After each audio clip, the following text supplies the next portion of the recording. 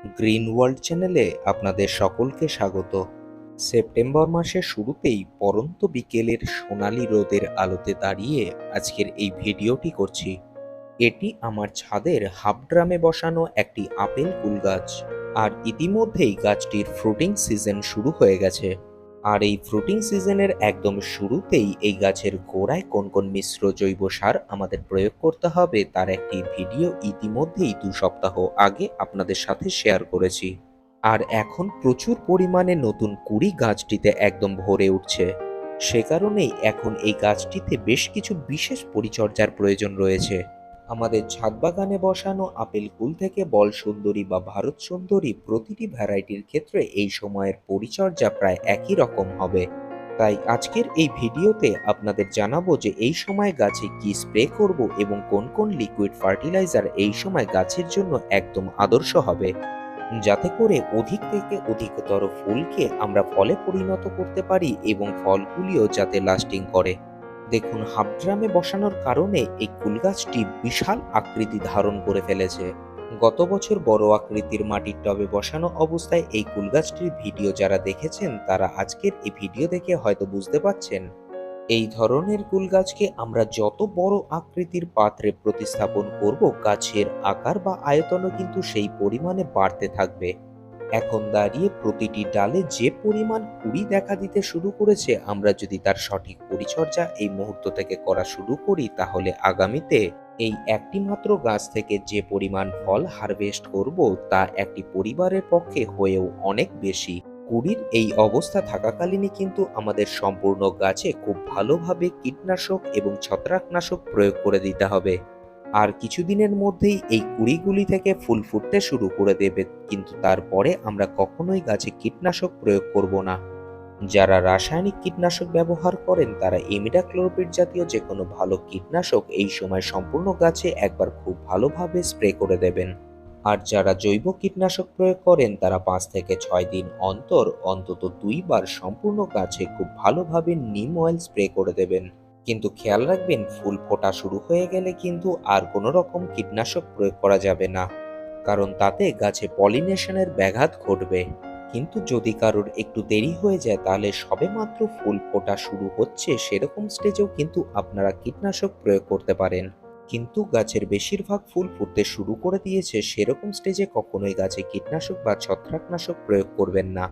এরপরে আসি আরেকটি গুরুত্বপূর্ণ বিষয়, যেটা আমি আগের ভিডিওতে উল্লেখ করেছি। এই সময় গাছে অতি অবশ্যই একবার যে কোনো ভালো পিজিআর প্রয়োগ করে দেবেন, যা এই স্টেজে গাছের কুড়ি এবং ফুলের সংখ্যা বাড়াতে বিশেষভাবে সহযোগিতা করে।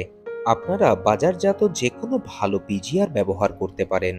শুধু কুড়ি বা ফুলের সংখ্যা বৃদ্ধি নয়, ফুল থেকে ফল সেট হতেও কিন্তু এই পিজিআর এর গুরুত্ব অপরিসীম।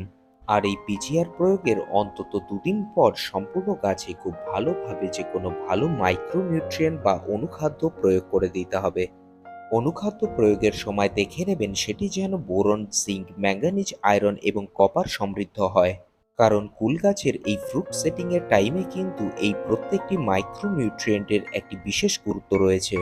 ফুল থেকে ফলে পরিণত করা, ফুল ঝরা রোধ এবং ফলের গোড়াকে মজবুত করার জন্য এই মাইক্রোনিউট্রিয়েন্ট কিন্তু বিশেষভাবে প্রয়োজন।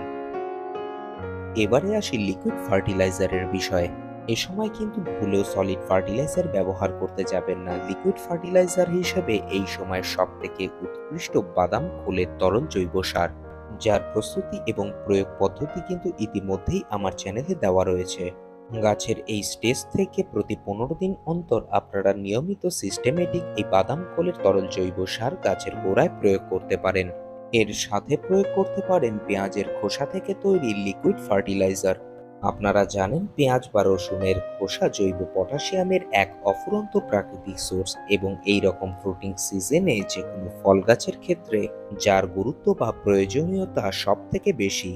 দ্রুত কিভাবে এই লিকুইড ফার্টিলাইজার তৈরি করবেন তার একটি ভিডিও ইতিমধ্যেই আমার চ্যানেলে দেওয়া রয়েছে। ভিডিওটি এখনো না দেখে থাকলে ডেসক্রিপশন বক্সে দেওয়া লিঙ্ক থেকে দেখে নিতে পারেন।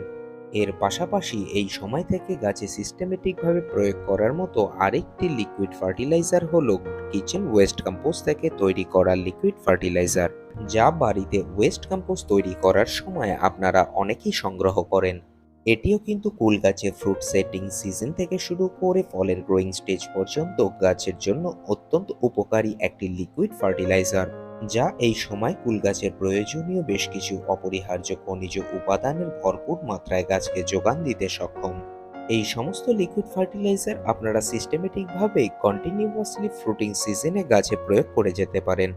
আর ফুল আসার একদম শুরু থেকেই এই সিস্টেমেটিক পরিচর্যা যদি আপনারা করতে পারেন, তাহলে যেমন ফুলের সংখ্যা বৃদ্ধি পাবে, তেমনি এর পাশাপাশি অসময়ে ফুল ঝরে যাওয়া বা গুটি আকার ধারণ করার পরে ফল ঝরে যাওয়া যেমন একদিকে রোধ করতে সমর্থ হবেন, তেমনি ফলের আকার এবং গুণগত মানও যথেষ্ট ভালো হবে।